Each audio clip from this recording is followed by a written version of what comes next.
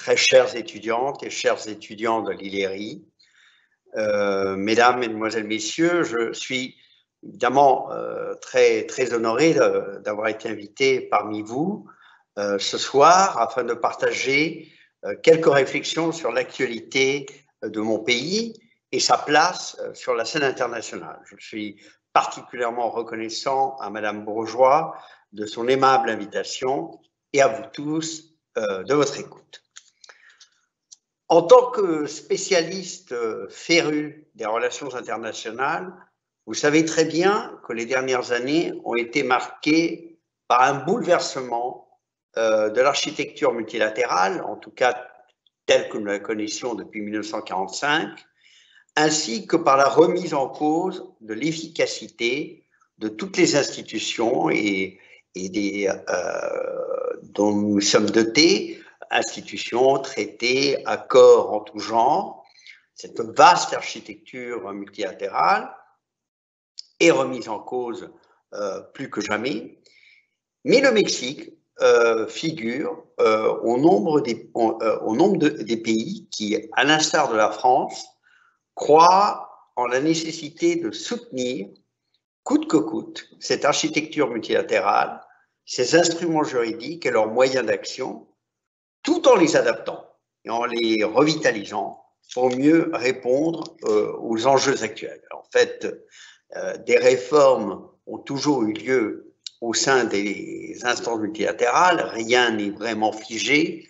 Peut-être la grande exception, c'est le Conseil de sécurité, mais pour le reste, nous avons été capables, au cours de toutes ces années, d'adapter nos institutions pour qu'elles répondent mieux à leurs défis. La crise sanitaire liée à la Covid-19 est venue rejoindre les problématiques auxquelles fait face la gouvernance mondiale au sens large. Or, elle représente, à mon sens, une occasion inédite, une opportunité d'une coopération internationale accrue, car nous avons besoin du travail de tous, États, gouvernements, société civile, institutions internationales, la science, les laboratoires et je dirais même une bonne dose de responsabilité citoyenne afin de tenter de surmonter cette accumulation de crises, pour citer le président Emmanuel Macron, lors de son entretien au Grand Continent en novembre dernier.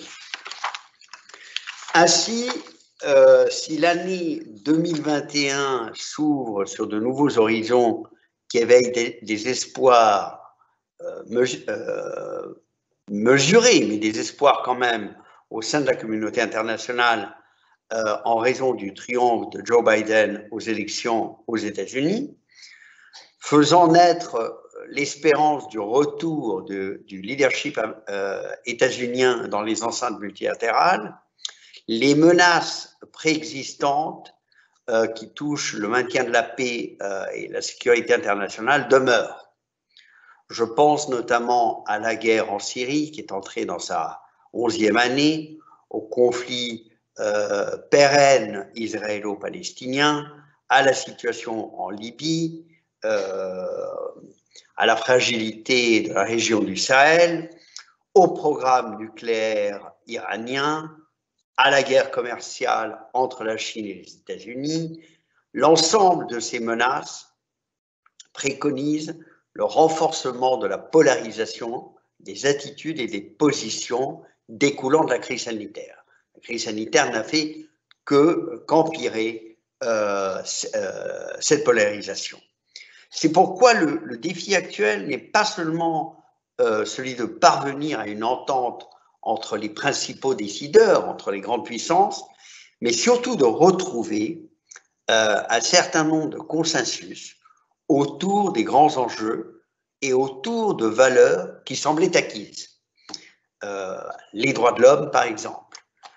Je dis toujours que après la grande conférence de Vienne de 1993, après la fin de la guerre froide, nous avions cru pendant quelques années qu'un certain nombre d'avancées en matière de démocratie et de droits de l'homme étaient définitivement acquises. Or, les dernières années nous ont prouvé exactement le contraire. Le système international mis en place pour nous protéger des monstruosités vécues lors des 2 guerres mondiales, en dépit de son efficacité à bien des égards, voit à l'heure actuelle sa légitimité sapée par l'irresponsabilité de certains et malheureusement par l'indifférence de la plupart. Les fractures produites par l'échec de la création de sociétés plus justes sont à l'origine de la haine et de la rancœur que nous voyons se déployer tant dans la rue que sur Internet et qui jettent notre monde dans la confusion et la violence, réintroduisant des mots tels que xénophobie, populisme, complotisme, extrémisme de toutes sortes dans notre lexique et dans notre débat quotidien. Aucune nation n'est à l'abri. L'exclusion sociale dont nous avons tant débattu aux Nations Unies pendant la négociation des objectifs de développement durable en 2015 et avant, entre 2013 et 2015, est présente autant dans les pays en développement que dans les pays hyper développés. Donc, aux fractures, les fractures plutôt existent sur un fond d'exclusion sociale, de déclassement des classes moyennes, qui évidemment explique beaucoup des développements politiques auxquels nous avons assisté ces dernières années. C'est dans ce contexte extrêmement complexe que je vous propose à présent un bref panorama politique, économique et social du Mexique et surtout de sa politique étrangère. Alors, le Mexique actuel, je veux vraiment me centrer sur l'actualité.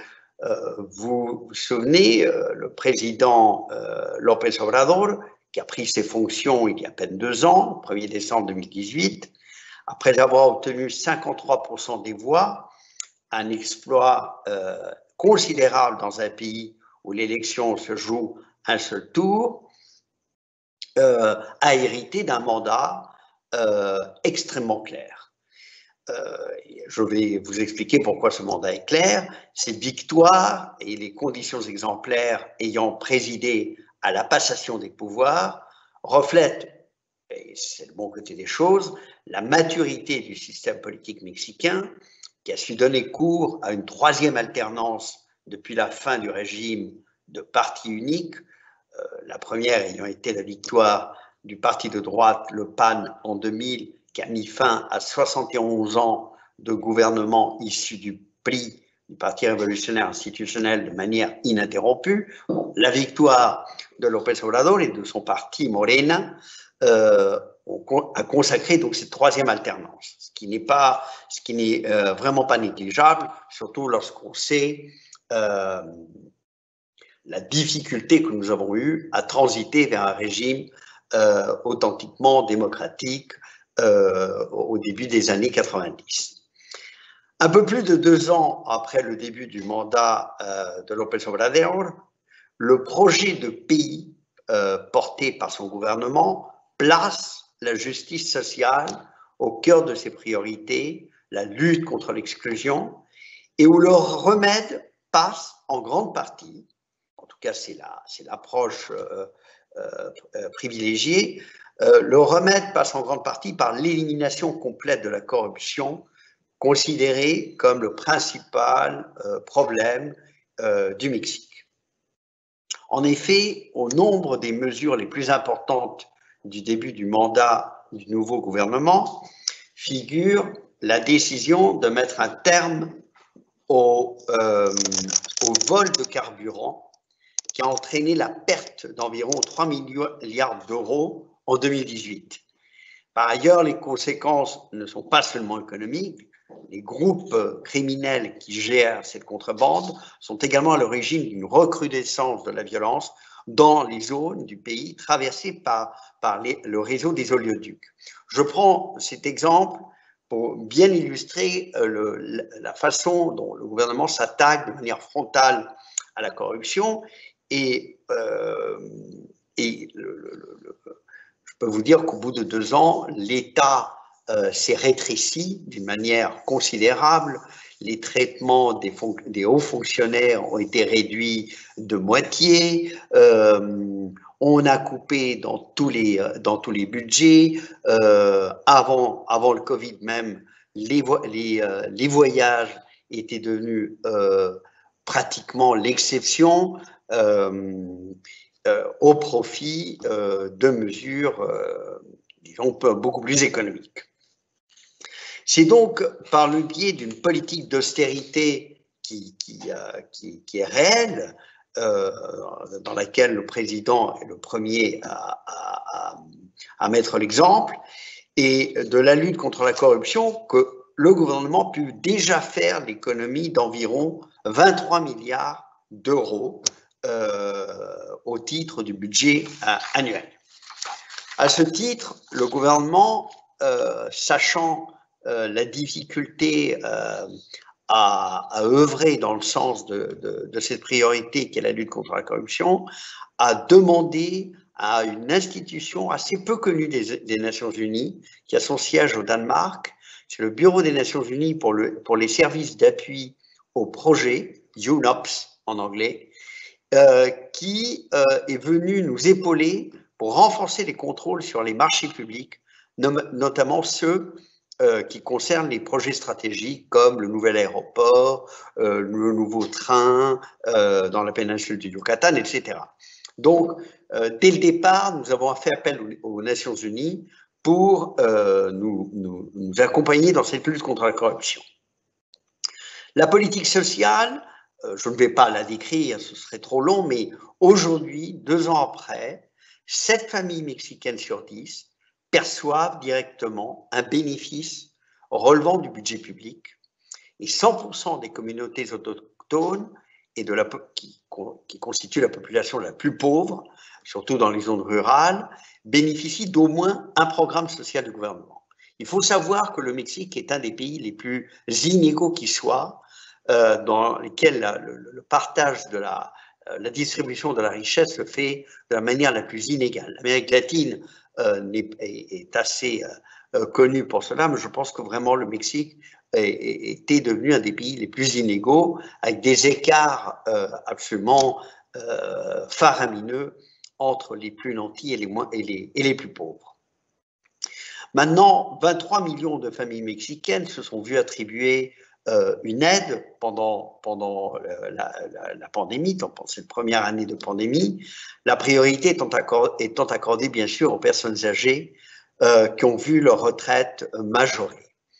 Le salaire minimum a été augmenté par 3 fois déjà depuis le début de ce gouvernement, 15% pour l'année 2021. Vous pourrez peut-être me dire, oui, mais c'est peut-être fait pour rattraper l'inflation. Non. L'inflation reste à 3,3%, donc 15% d'augmentation du salaire minimum, après 23% la première année, 16% à la deuxième, on commence à voir un début de minimum, de revenu minimum universel qui commence à porter ses effets. Évidemment, on a fait passer de très importantes réformes, vu le fait que le gouvernement a une majorité absolue au Congrès, dans les 2 chambres, et par exemple, le patronat a dû accepter d'augmenter sa part dans les cotisations aux retraites et au budget social. En matière des droits de l'homme, très vaste sujet où on a encore énormément de défis. Je citerai quelque chose qui a été très débattu pendant les dernières années du gouvernement précédent, à savoir la reconnaissance de la compétence du Comité pour les disparitions forcées.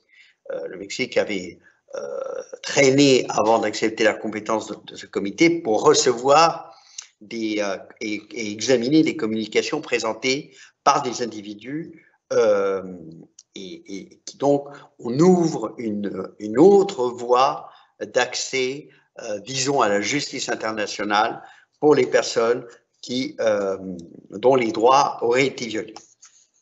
Nous avons récemment ratifié une des conventions de l'Organisation internationale du travail qui concerne les conditions de travail des employés de maison, qui au Mexique représentent encore 2,5 millions de personnes.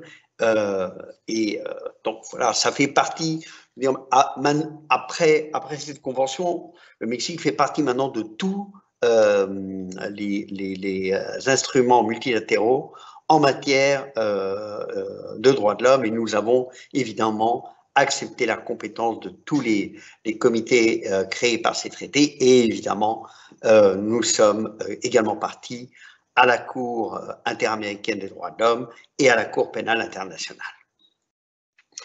Or, si la Covid-19 a provoqué une double crise au Mexique, sanitaire et économique, comme partout, nous avons trouvé, et cela grâce à notre engagement international au sens large, nous avons trouvé que la coopération multilatérale devait constituer, nous avons réaffirmé notre conviction que la coopération internationale devait constituer le meilleur moyen d'y faire face. De ce fait, sur proposition du président López Obrador, lors du sommet du G20, qui s'est tenu par visioconférence, nous avons proposé une initiative aux Nations Unies sur la coopération visant à garantir l'accès mondial, l'accès universel aux médicaments, aux vaccins et au matériel médical pour s'attaquer à la Covid-19. Cet appel, cette résolution qui était approuvée presque à l'unanimité, on vient de prouver la pertinence de cette initiative, alors que l'OMS vient de lancer l'alerte sur les disparités d'accès aux vaccins entre les pays. Dans le cadre de la réponse générale à cette crise sanitaire, nous avons fait partie également des initiatives dénommées CEPI, Gavi, COVAX et ACT, en étroite coordination avec l'Organisation mondiale de la santé et avec des gouvernements de pays très proches, tels la France ou la Norvège. Grâce à tous ces accords, grâce à une mobilisation sans précédent, nous avons pu garantir maintenant suffisamment de doses pour vacciner dans les mois qui viennent plus de 100 millions de personnes. Nous avons le double de décès que la France. À l'heure actuelle, nous avons évidemment le double de la population que la France. Certaines régions se portent mieux que d'autres, mais à l'heure actuelle, Mexico est dans une situation extrêmement grave.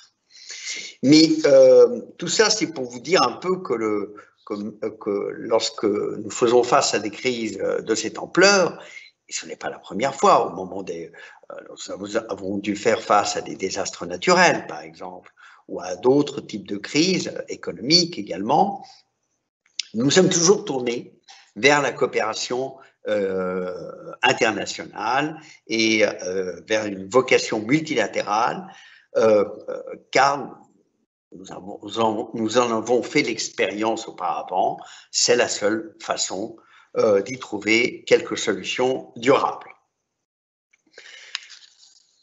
Au-delà de cette conjoncture, le Mexique de López Obrador est un Mexique qui demeure attaché au commerce international. Le commerce international est un des principaux moteurs de l'économie mexicaine depuis déjà une trentaine d'années. C'est pourquoi l'entrée en vigueur le 1er juillet 2020 du nouvel accord entre le Canada, les États-Unis et le Mexique qui succède à l'ALENA, à l'ancien accord de libre-échange d'Amérique du Nord, représente une excellente nouvelle. Représente une excellente nouvelle puisque environ 80% des exportations mexicaines vont aux États-Unis et au Canada.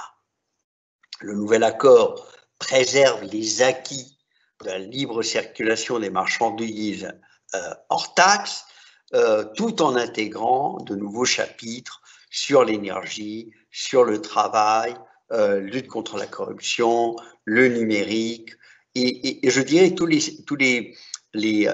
secteurs d'activité qui auparavant étaient fermés, mais qui, au fil du temps, se sont ouverts à la concurrence privée et étrangère, telles les télécommunications. Tout cela fait partie maintenant du nouvel accord de libre-échange. Et évidemment, je ne vous cacherai pas que cela n'a pas été facile, surtout dans le contexte de la présidence de Donald Trump, qui avait juré au début de son mandat de se débarrasser purement et simplement de cet accord. Je reste persuadé qu'il a fini par comprendre que même si la balance commerciale est déficitaire pour les États-Unis par rapport au Mexique, comme elle l'est par rapport à l'Allemagne, les soucis majeurs des États-Unis viennent plutôt de Chine que du Mexique, et le Mexique à l'heure actuelle, le commerce avec le Mexique plutôt, représente plus de 6 millions d'emplois aux États-Unis. Donc, imaginez ce qui se serait passé si on avait tout simplement supprimé cet accord. La prospérité de régions entières aux États-Unis, la Californie, le Texas, pour ne citer que deux très grands États, aurait été compromise. Donc finalement, l'équipe Trump au sens large a compris et nous avons renégocié cet accord. Pour vous donner une idée plus frappante de l'importance économique de ce qu'on s'accorde à concevoir comme une région économique de plus en plus intégrée, notez que près d'1 million de personnes traversent chaque jour la frontière nord du Mexique de manière légale. Je ne parle pas des autres entrées, ce qui fait de cette frontière la plus fréquentée au monde. Et tout cela en dépit du mur, dont finalement uniquement 74 kilomètres ont pu être bâtis pendant les 4 années de l'ère Trump. Le reste, c'était du rafistolage de ce qui existait déjà, parce qu'en fait, il y avait déjà à peu près 1000 kilomètres de murs, beaucoup de communication, évidemment, comme vous le savez, mais le fait que 1 million de personnes traversent cette frontière vous donne une idée de l'ampleur des échanges, de l'ampleur d'un commerce qui se chiffre à raison d'1 million de dollars par minute. Donc, cet accord, qui, comme je le disais, conserve les éléments clés de la longue relation commerciale entre les 3 pays et intègre de nouvelles dispositions, représente un pan entier de notre politique commerciale et motive évidemment l'approfondissement des relations entre les États-Unis et le Canada, avec les États-Unis et le Canada. Il établit un cadre institutionnel qui accorde sécurité juridique aux investisseurs, aux entrepreneurs et aux consommateurs en Amérique du Nord, car il modernise et élargit les règles du commerce, des biens et des services dans la région. Je noterai au passage que cette certitude est très importante pour les investissements venant de l'extérieur de la région, c'est-à-dire notamment les investissements européens, notamment les investissements français. Le Mexique est je ne dirais pas un tremplin, mais une base de production d'un certain nombre de composantes qui sont ensuite exportées vers les États-Unis. Les Airbus et les Boeing sont d'abord produits, enfin certaines composantes sont produites au Mexique avant l'assemblage à Seattle ou en Alabama. Donc, c'est pour les échanges avec l'Europe, cet accord était très important. Évidemment, cet accord fait partie des clés de sortie de la crise sanitaire dans la mesure où il stimule les activités productives et est à l'avant-garde de la création d'emplois dans la région. Toutefois, il est bien évident qu'une trop forte dépendance à l'égard du commerce avec deux partenaires n'est pas souhaitable. Et nous en avons fait les frais, surtout lors de la campagne électorale de Donald Trump et pendant ses premiers mois à la Maison-Blanche, parce que, comme je le disais, nous avons frôlé le pire. Et à un moment donné, il s'en est pris également à nos exportations d'acier et d'aluminium, et du jour au lendemain, nous avons été taxés à 25%, comme l'Europe. Donc, c'est une véritable prise de conscience sur la nécessité absolue de diversifier nos relations commerciales, notamment vers l'Europe et vers le Pacifique. Vous vous souvenez qu'à la fin de la présidence d'Obama, nous avions réussi à mettre en place un nouvel accord transpacifique que finalement la présidence de Trump a rejeté, mais les autres pays qui étaient impliqués sommes allés jusqu'au bout. Et nous avons donc, c'est également une ouverture vers le Pacifique, vers l'Asie du Sud-Est, qui est très importante. La Chine, en plus, est devenue le deuxième partenaire commercial du Mexique. Même si les investissements chinois sont très peu importants, contrairement à ce qui se passe dans d'autres pays d'Amérique latine, au Brésil par exemple, le commerce est très important.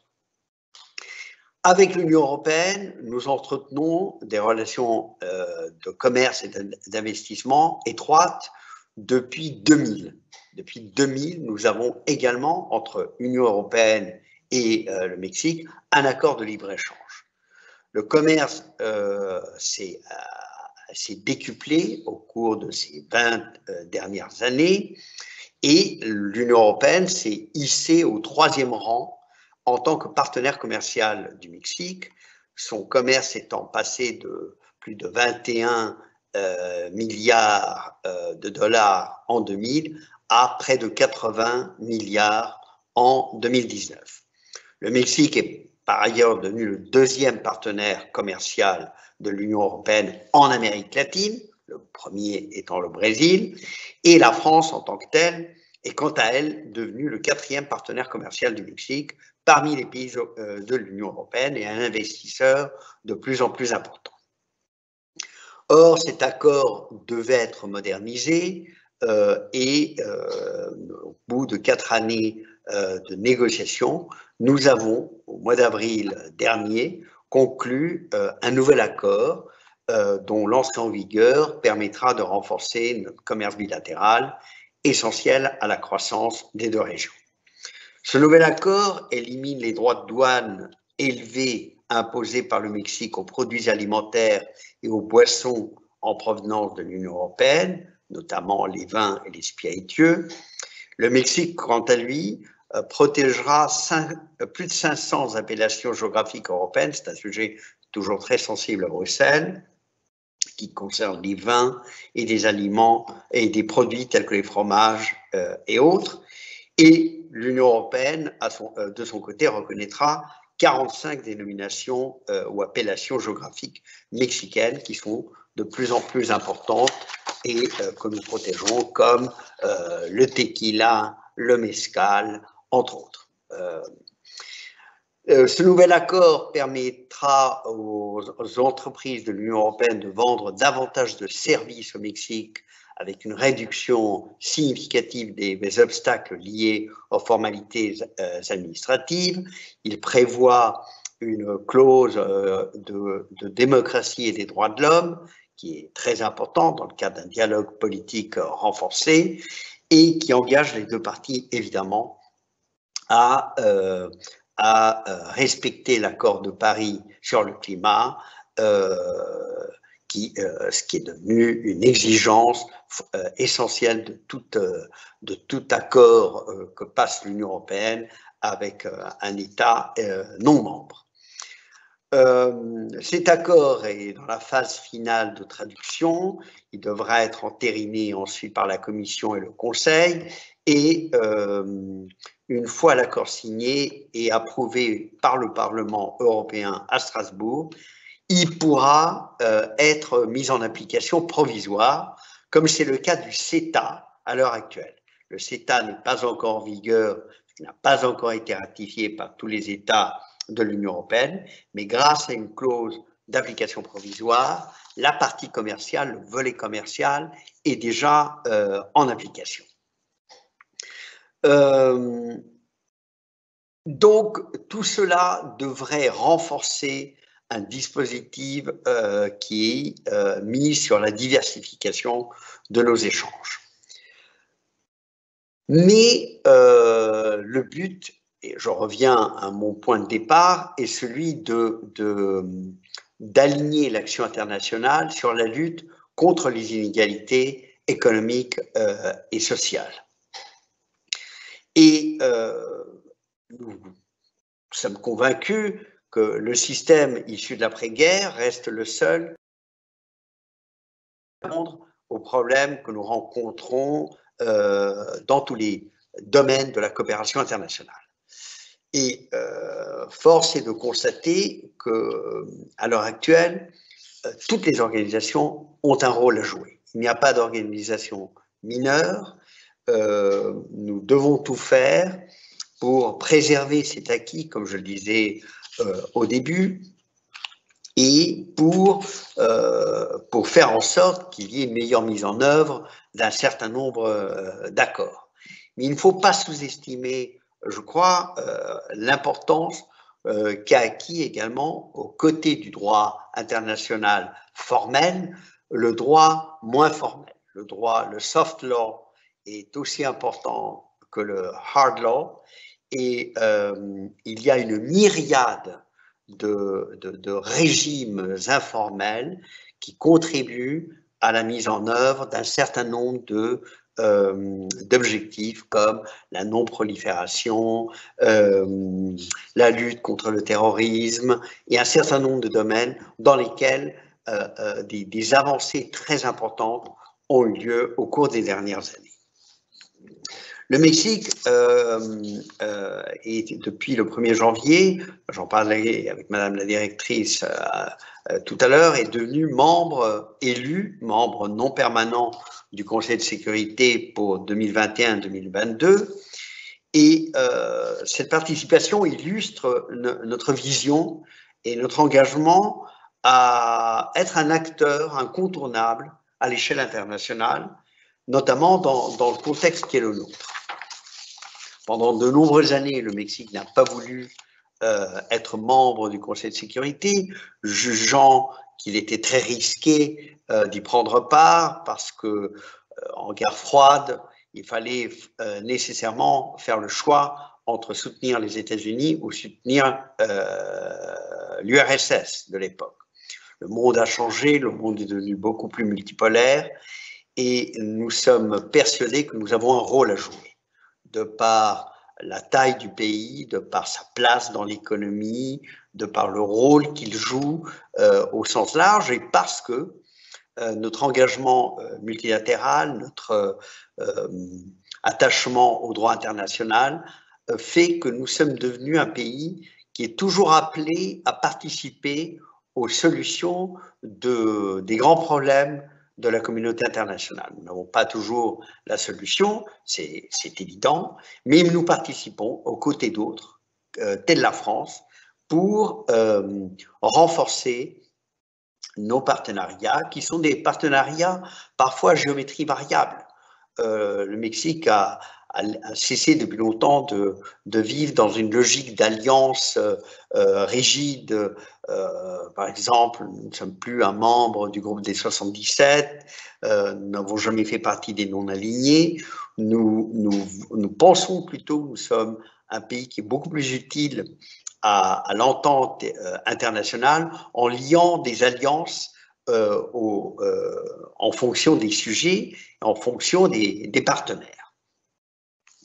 Et dans ce contexte, la France a toujours été un partenaire de choix et nous entendons sur beaucoup d'initiatives, même sur des sujets qui sont extrêmement complexes sur le plan politique. Depuis 2013, par exemple, la France et le Mexique font la promotion d'un accord informel, évidemment, d'une entente plutôt, pour encadrer le recours au droit de veto au Conseil de sécurité. Vous savez que la France, qui jouit du droit de veto, est parmi les 5 membres permanents celui à l'avoir le moins utilisé au cours de son histoire. Au cours de 70 ans, la France l'a très peu utilisé et estime, surtout après des blocages comme celui sur la Syrie, que lorsqu'il y a une situation de crise humanitaire de l'ampleur de celle de la Syrie, le droit de veto ne devrait pas pouvoir être invoqué. Évidemment, nous soutenons cette approche et surtout de la part du pays ou du membre permanent qui est impliqué directement dans la crise en question. C'est un exemple du type d'initiative que nous avons pris ensemble. Évidemment, la lutte contre les dérèglements climatiques, nous avons beaucoup travaillé ensemble entre la COP16 à Cancun en 2010 et la COP21 à Paris.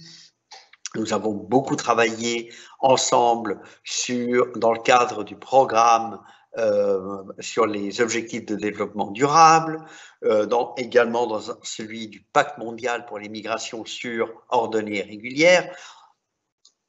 Et nous avons fini par tisser ensemble, avec d'autres pays comme l'Allemagne, une alliance pour le multilatéralisme, qui est une coalition ouverte aux pays de bonne volonté, pour reprendre l'expression de Jean-Yves Le Drian, désireux de défendre dans un contexte très compliqué, qui était celui de la présidence de Donald Trump, mais où également d'autres acteurs se sont fait la joie de saper cette architecture multilatérale.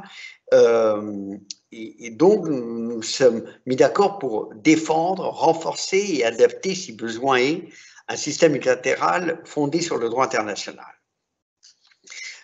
C'est le cas également de notre engagement au Forum de Paris sur la paix, qui est une initiative multi-acteurs très innovante, avec une forte participation de la société civile, ou cette année où nous présiderons ensemble le Forum Génération Égalité, qui est un processus de mise à jour de la plateforme de Pékin sur les femmes, puisque nous avons l'année dernière commémoré les 25 ans de la conférence de Pékin sur les femmes. Donc nous tiendrons ce forum cette année à Mexico et à Paris, avec le soutien des Nations Unies, dans le but de voir que peut-on faire avec la société civile, avec le secteur privé notamment, pour atteindre les objectifs de Pékin en matière d'égalité hommes-femmes et de lutte contre des phénomènes comme les mariages forcés, la violence de genre, etc. Donc, tout cela vous donne un aperçu de l'attachement que nous avons à une politique multilatérale très active, qui s'appuie évidemment sur un réseau diplomatique bilatéral assez vaste, peut-être moins bien représenté en Afrique, mais dans le reste de la planète, nous sommes très bien représentés, et politique bilatérale, soutien politique, la politique multilatérale et vice-versa. Je dirais en guise de conclusion, parce que j'ai atteint vraiment la limite de temps, que si la lueur d'espoir qui s'annonce à partir d'aujourd'hui se confirme, nous avons une véritable opportunité pour remettre dans les bons rails l'agenda de développement durable, l'accord de Paris sur le climat, le traité sur le commerce des armes, qui était également fortement soutenu par le Mexique, le pacte mondial pour l'immigration, que j'ai déjà cité, et autres. Et tout cela dans un contexte qui est caractérisé par un repli indéniable des États sur eux-mêmes. Et la crise sanitaire n'a fait que renforcer cette sensation de repli et cette tentation parfois de souverainisme mal compris. Mais est-ce que l'Union européenne n'a-t-elle pas fait la preuve avec ce plan de relance très ambitieux qu'on ne pouvait atteindre les objectifs de relance économique qu'à travers un effort de solidarité tel que celui mis en œuvre ces derniers mois? Bon, voilà, c'est régionalisme, multilatéralisme vont de pair. Et pour ma part, je crois que deux pays comme la France et le Mexique, qui partagent les mêmes valeurs, ont tout pour travailler ensemble dans le sens d'une meilleure architecture multilatérale. Je sais que j'ai dû passer beaucoup de sujets, je suis passé à côté de beaucoup de sujets, mais je serai bien sûr très heureux de répondre à vos questions. Merci beaucoup. Merci beaucoup, monsieur l'ambassadeur. Effectivement, les questions commencent à arriver en ligne. Je voulais tout d'abord vous remercier pour cette présentation très intéressante et actualisée des engagements du Mexique à l'international. Alors, il y a une question tout de suite sur l'environnement. Quels engagements le nouveau gouvernement a-t-il pris pour l'environnement? En particulier, le Mexique étant le premier pays d'Amérique latine à bannir les OGM, quels autres engagements aurait-il pris sur ce sujet? Nous avions déjà pris des engagements très importants. Nous avons été le deuxième pays après le Royaume-Uni à nous doter d'une loi sur le climat qui nous engage à faire la part des renouvelables à l'horizon de 2035 pour plus de 25%. Même si nous restons un pays dont l'électricité provient du pétrole et très peu du nucléaire, très peu, le nucléaire ne représente que 6 à 7%, c'est important, mais ce n'est pas plus que cela. L'hydroélectricité, évidemment, est très importante dans certaines régions du pays, mais fondamentalement, c'est le pétrole qui est encore à l'œuvre. Et nous avons en plus des réserves encore extrêmement importantes, surtout en profondeur.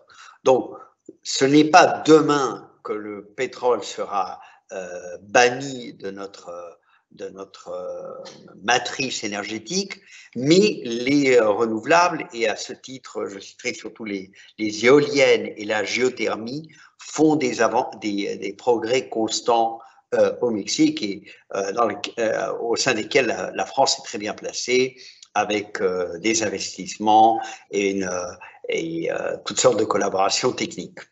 Mais vous avez raison de le dire, la dernière nouvelle, la plus récente, ça a été effectivement l'interdiction des OGM, et cela également dans un contexte de soutien des communautés autochtones et des cultures traditionnelles, qui est vraiment au cœur du programme présidentiel.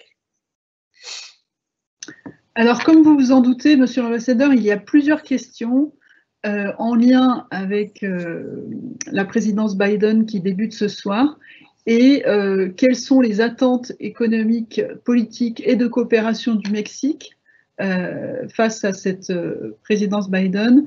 Et par exemple aussi, pouvez-vous approfondir sur les principales différences entre la relation États-Unis-Mexique avec Biden en matière des droits de l'homme et de migration? D'accord, très bien. Alors, premièrement, qu'attendons-nous? Tout d'abord, que cesse l'acharnement qu'on a dû subir pendant 4 ans sur nos communautés. Et je vais vous donner quelques chiffres pour vous donner une idée de l'ampleur, l'importance que nous accordons à ce qui se passe aux États-Unis au sein de nos communautés. La communauté d'origine mexicaine est de 37 millions aux États-Unis. 37 millions de personnes aux États-Unis sont d'origine mexicaine. Ce qui ne veut pas dire qu'elles aient maintenant la nationalité mexicaine. Elles l'ont peut-être perdue, elles pourraient la retrouver si elles le voulaient. Elles ne l'ont peut-être plus, mais c'est la communauté hispanique la plus nombreuse. Au-delà des autres minorités qui viennent des autres pays de la région ou de Porto Rico, la communauté d'origine mexicaine est devenue la plus importante. Cette communauté fait partie du tissu social des États-Unis, du nord jusqu'au sud. J'en ai la preuve par le fait que le Mexique entretient un réseau de consulats hors pair. Nous avons 50 consulats aux États-Unis pour venir en aide à notre communauté. Sur ces 37 millions, 12 sont vraiment de nationalité mexicaine et sont arrivés, disons, au cours des dernières 20 années. Sur ces 12 millions, la moitié ont un statut légal. Mais l'autre moitié, c'est-à-dire 6,5 millions, ne l'ont pas. Et c'est sur celles et ceux qui n'ont pas de statut légal que l'acharnement a été le plus fort, avec une politique raciste et très claire, et où la règle des 4 dernières années a été une délation permanente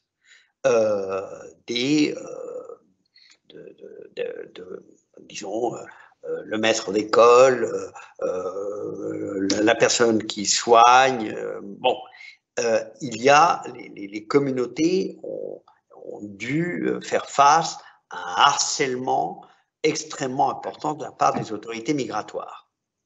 Vous savez par exemple ce qui s'est passé avec les familles qui étaient séparées de leurs enfants à la frontière. Enfin, nous avons en mémoire des épisodes vraiment terribles. Donc, si cet acharnement cesse, c'est déjà une bonne chose.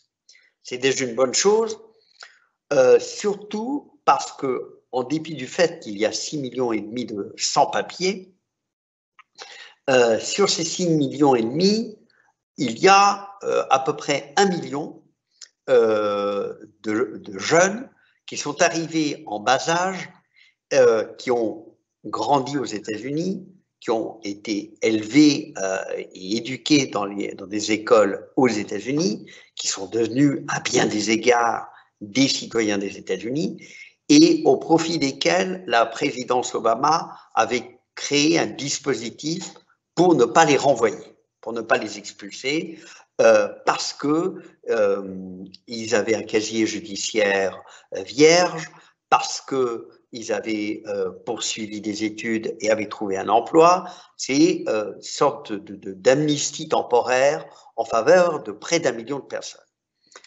Donald Trump n'a pas réussi à défaire ce dispositif, mais le climat de ces 4 dernières années était absolument délétère.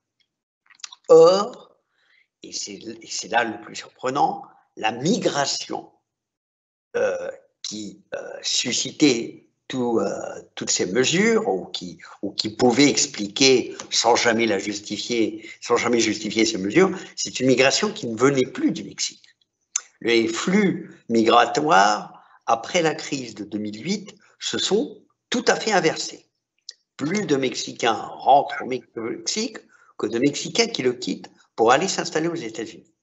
Pour des tas de raisons, mais surtout la crise de 2008 qui a fait que beaucoup de personnes sont rentrées par manque d'emploi, surtout dans le bâtiment, aux États-Unis. Les flux migratoires qui ont provoqué ces réactions sont des flux migratoires qui viennent d'Amérique centrale, notamment du Honduras, du Salvador et du Guatemala, mais qui passent par le Mexique. Et c'est là que les choses se sont compliquées entre les deux pays et tout cela a mis un coup d'arrêt aux efforts qui avaient été déjà largement engagés par la présidence d'Obama en vue d'une nouvelle loi de régularisation des migrants. dont on commence à reparler avec l'arrivée de Biden. On parle maintenant d'une régularisation de 11 millions de sans-papiers, donc ça ne concerne pas que les Mexicains, dans les 8 années à venir. Mais il faut être extrêmement prudent. Ça fait 30 ans qu'on en parle. 30 ans qu'on en parle et nous ne sommes toujours pas arrivés à cela. Et il ne faut pas oublier, il faut être également très honnête, rien que pendant les 8 années d'Obama, Obama a expulsé 3 millions de personnes. Donc, le bilan n'est pas neutre à la fin d'aucune des présidences des États-Unis, mais je crois qu'on pourra en tout cas engager un dialogue infiniment plus constructif. Finalement, si réforme il y a, ce sera une réforme qui ne concerne que le Congrès des États-Unis. C'est une décision de politique intérieure. Mais si le climat s'assainit, si les attaques comme celles que j'ai citées cessent, la communauté mexicaine était devenue la cible des crimes de haine, notamment au Texas, comme cela n'était jamais arrivé. Alors que, j'insiste sur cela, c'est une communauté extrêmement bien intégrée, qui participe à la croissance, à la richesse des États-Unis, qui paye des impôts de manière indirecte, mais qui fait partie du moteur économique des États-Unis. Donc, on s'attend à un meilleur climat pour commencer.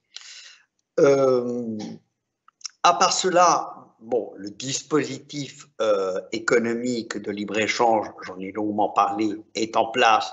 On ne devrait pas, l'administration démocrate ne devrait pas y toucher, parce qu'en plus, il a été approuvé au Congrès avec un très fort soutien des démocrates. J'imagine qu'il y aura un accent particulier sur la protection des travailleurs mexicains. Parce que nous avons accepté dans ce nouvel accord qu'il y ait une convergence des salaires, surtout dans le secteur automobile, parce que l'administration républicaine nous accusait de faire de la concurrence déloyale et que la délocalisation des usines se faisait sur la base d'un coût de main-d'œuvre beaucoup plus bas au Mexique. Donc, il y a un engagement vers une convergence des salaires et j'imagine fort bien, connaissant les syndicats des États-Unis, que les démocrates mettront un très grand accent à ce que cette partie du nouvel accord soit actée.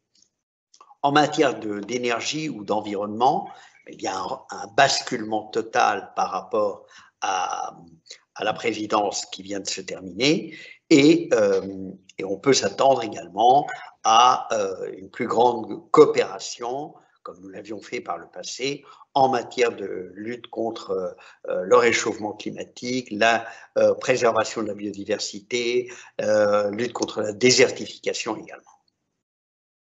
Mais bon, ce ne sont pas évidemment les seuls enjeux. Merci, Monsieur l'ambassadeur. Notre étudiant Julien qui vous dit merci pour cette intervention. Au vu de son ambition commerciale et de ses relations politiques grandissantes, quelle est la place du Mexique au sein de la coopération régionale sud-américaine? A-t-il un rôle moteur? Oui, oui. Nous sommes à l'heure actuelle, en plus, nous avons la présidence de la CELAC. La CELAC, c'est la communauté européenne, communauté des États d'Amérique latine et des Caraïbes.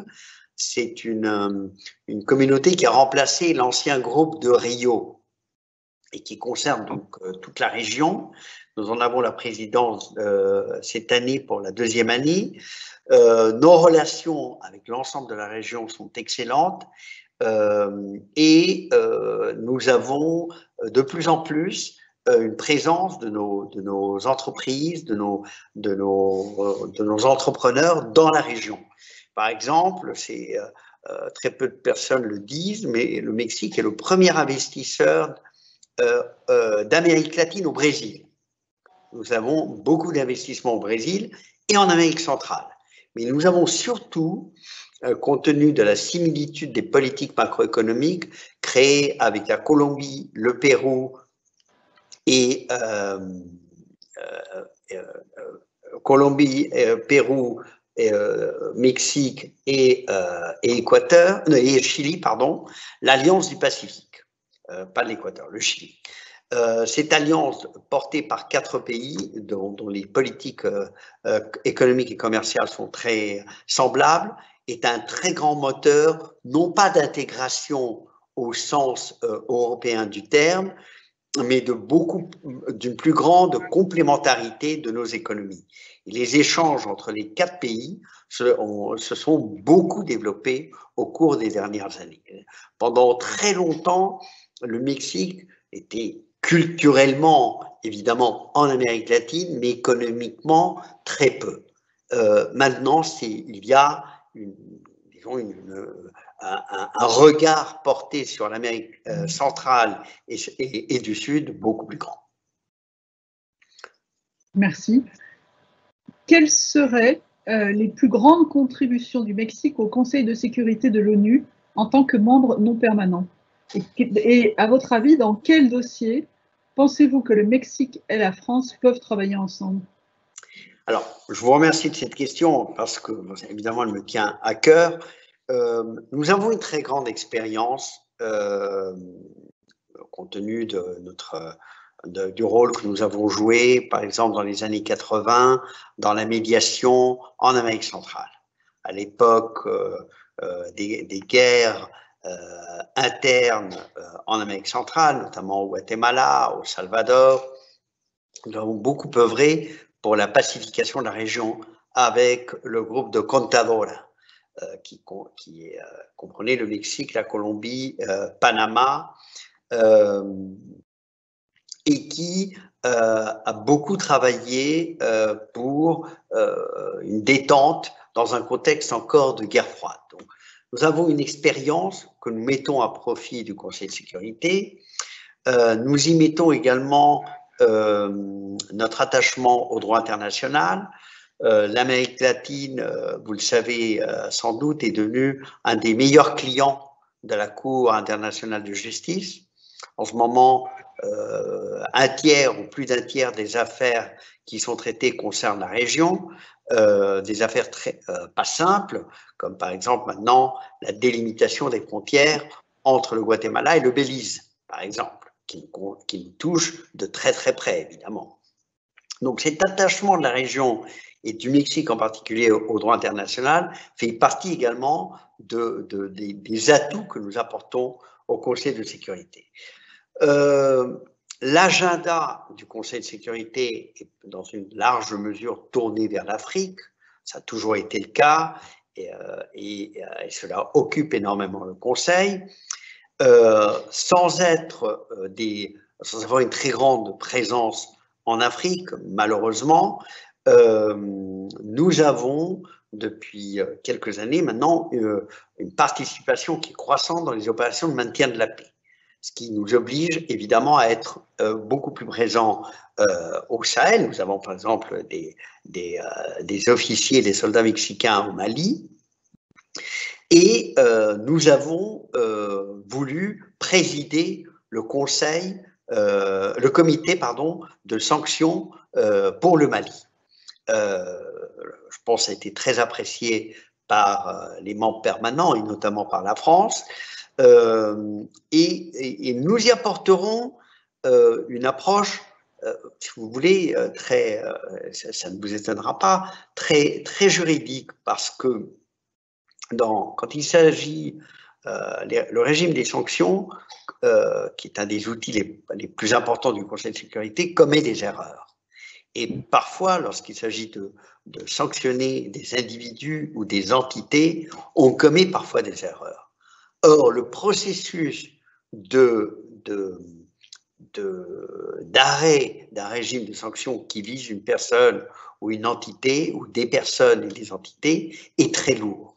Et c'est un processus qui doit se faire dans le strict respect du droit international, des droits de l'homme, bien sûr, du droit international des droits de l'homme, et c'est une approche que nous privilégions pour que les décisions du Conseil de sécurité soient toujours fondées en droit international. Le Conseil de sécurité est un organe politique, par définition, c'est l'organe politique par excellence. Mais si l'on veut que ces décisions soient plus légitimes et soient perçues comme légitimes, il faut que ces décisions soient fondées sur le droit, que le droit international soit invoqué même dans les résolutions de procédure. Et c'est une contribution à laquelle nous tenons beaucoup. Nous allons également présider le comité 1540. C'est le comité de la résolution créé par la résolution 1540 qui porte sur la non-prolifération. Une résolution qui était très importante au lendemain des attaques de septembre 2001 et qui a pour objectif de mettre en place tout un régime de non-prolifération des composantes qui pourraient amener certains acteurs, y compris des acteurs non étatiques, à produire des armes de destruction massive. Nous avons une très grande histoire de contribution au désarmement et à la non-prolifération. Vous savez que la première zone dénucléarisée a été voulue par le Mexique, et elle concerne toute l'Amérique latine, y compris les territoires français d'outre-mer, donc la Guyane et les Antilles font partie de cette zone dénucléarisée. Nous avons toujours beaucoup œuvré en ce sens. Ça a valu le prix Nobel à un très grand diplomate mexicain, le prix Nobel de la paix, et nous avons été à l'origine du traité d'interdiction des armes nucléaires, qui entre en vigueur, si je ne m'abuse, demain. Le dernier traité d'interdiction des armes nucléaires. Donc, fort de cette expérience, de cet attachement, nous voulons, à travers notre présidence au comité 1540, travailler pour contribuer à la non-prolifération des armes de destruction massive. Pas uniquement les nucléaires, mais également les chimiques, les armes biologiques et autres.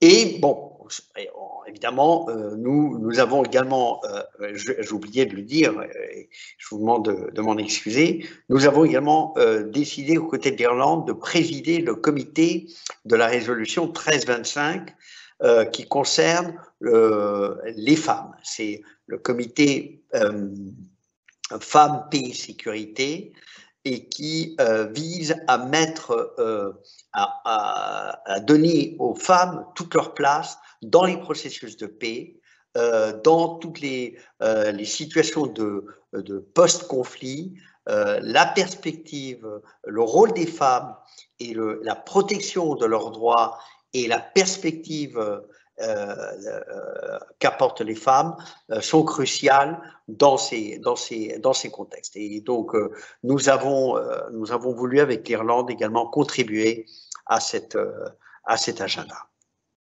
Voilà en gros les grands axes de notre participation. Merci, Monsieur l'ambassadeur. Une autre personne demande, pensez-vous que la mondialisation et la coopération internationale est encore une chance face à la crise sanitaire et à la montée des populismes que nous voyons partout dans le monde? Pensez-vous que les institutions du système des Nations Unies aient été à la hauteur de cette crise inédite?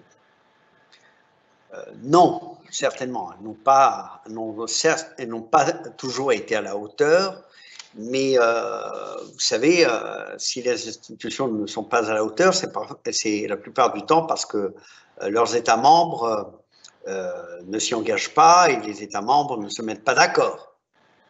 Je sais bien que les institutions ont leur vie propre, mais l'influence des États membres est fondamentale. Donc, moi, je suis plutôt optimiste dans la mesure où cette crise a fait encore une fois la preuve du réel besoin que nous avons de coopération internationale. L'exemple que je citais tout à l'heure de la réponse européenne me semble le plus parlant, parce que je pense que l'Europe est repartie de bon pied en raison de cette crise. Donc je suis plutôt optimiste dans la mesure également où nous saurons défendre nos valeurs. Et je vois que les valeurs que nous portions ont été attaquées de tous bords. Je pense notamment à la Russie, je pense à la Turquie, deux États très très importants, évidemment la Chine, avec tout ce qui se passe en matière des droits de la minorité musulmane, tout ce qui s'est passé à Hong Kong. Il faut savoir parler clair. Et je pense que c'est le grand défi que nous avons à l'heure actuelle. Évidemment, les impératifs économiques font que parfois on est forcé de passer sous silence un certain nombre de choses, mais je pense que nous avons une nouvelle opportunité, en grande partie grâce à l'arrivée de la présidence Biden, mais en même temps, le Trumpisme est bien là, et le pays est aussi divisé qu'il l'était hier, et il le sera pendant longtemps encore. Et nous voyons le même schéma se reproduire dans plusieurs régions. Donc, nous avons besoin d'un sursaut, et je pense que cette crise sanitaire nous en donne une occasion. Je ne dis pas rêver, mais nous en donne une occasion. Merci beaucoup, Monsieur l'ambassadeur. Il y a beaucoup de remerciements en ligne, donc je vous les transmets globalement. Une question, je crois que c'est Alexandre qui dit, lors de sa campagne présidentielle, le président avait dit qu'il donnerait la possibilité aux citoyens de juger sa politique à mi-mandat, avec la capacité de révoquer le président. Pensez-vous que cela se réalisera ou est-ce qu'il s'agissait uniquement d'une proposition électoraliste? Non, le président y est très attaché. Il y a un grand débat au Mexique entre les forces politiques et les partis. Le mandat s'achève au bout de 6 ans. Vous savez que le système politique mexicain exclut la réélection, ce qui est une très bonne chose entre nous. Un mandat de 6 ans nous paraît largement suffisant. Néanmoins, la réélection fait son petit chemin, par exemple au niveau des députés. Les députés maintenant peuvent être réélus. Donc il y a une certaine remise en cause, mais très limitée encore, au principe de non-réélection. Donc je pense que pour beaucoup, l'idée que le mandat s'achève et qu'ensuite il y a de nouvelles élections est une façon de dire nous n'avons pas besoin d'un vote de mi-mandat. président y est attaché parce qu'il a beaucoup œuvré pour la limitation de l'immunité des parlementaires. Il voudrait se débarrasser même complètement de l'immunité du chef de l'État.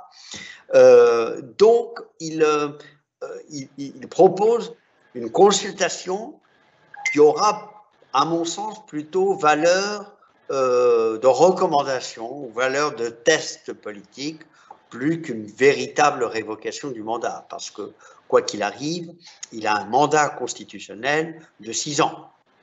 Mais il y est très attaché et l'idée fait son chemin. On verra. Nous avons des élections de mi-mandat cette année. C'est pour ça qu'il a parlé de cette année, parce que nous avons le renouvellement de la Chambre des députés cette année. Et alors justement, à ce sujet, quel est le climat actuel politique au Mexique avec l'approche des élections législatives?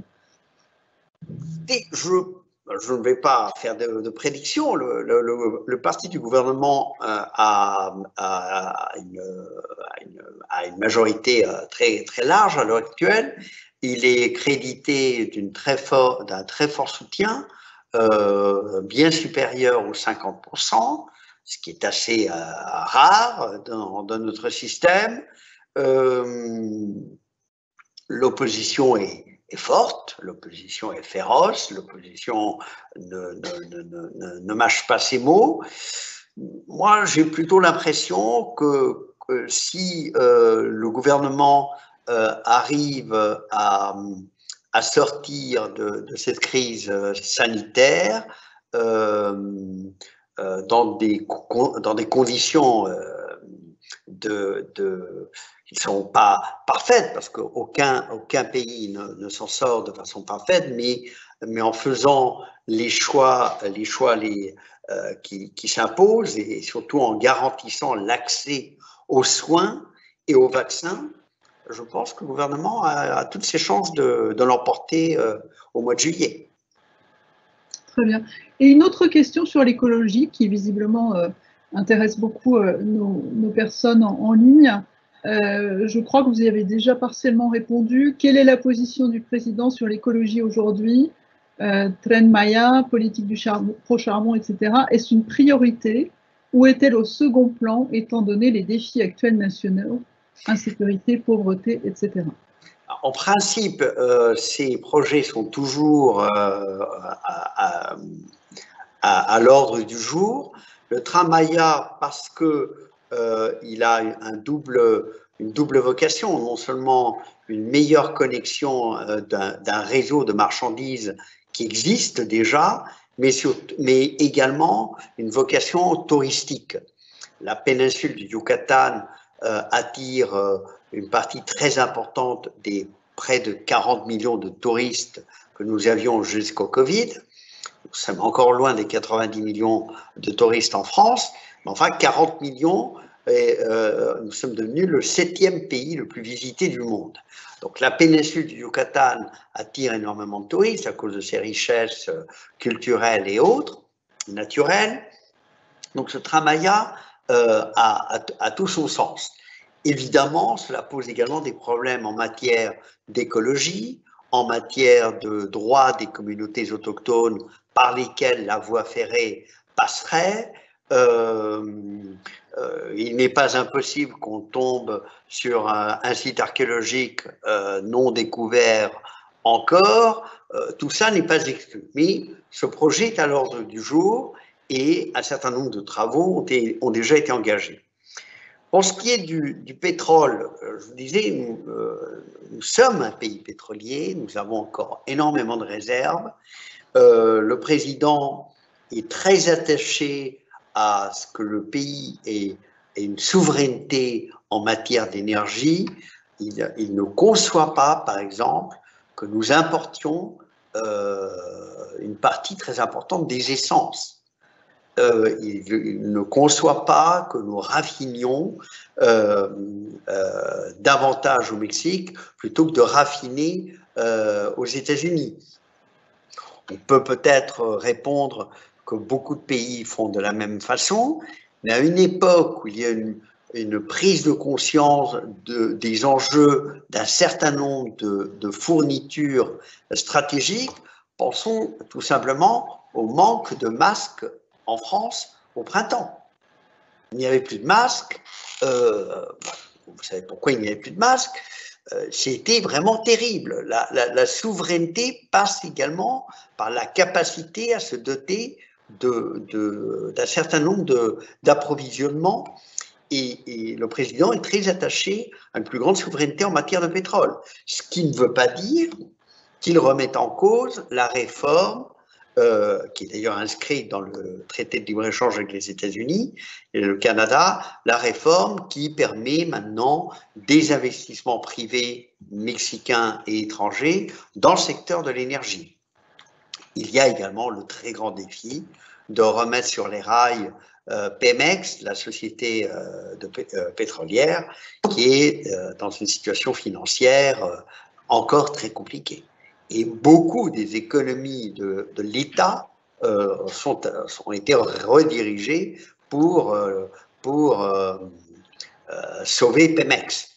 Donc, les engagements en matière d'environnement sont toujours là et comme je vous le disais tout à l'heure, un certain nombre de choses se font en matière d'énergie renouvelable, mais sans pour autant mettre de côté un certain regain de souveraineté en matière d'énergie. Très bien.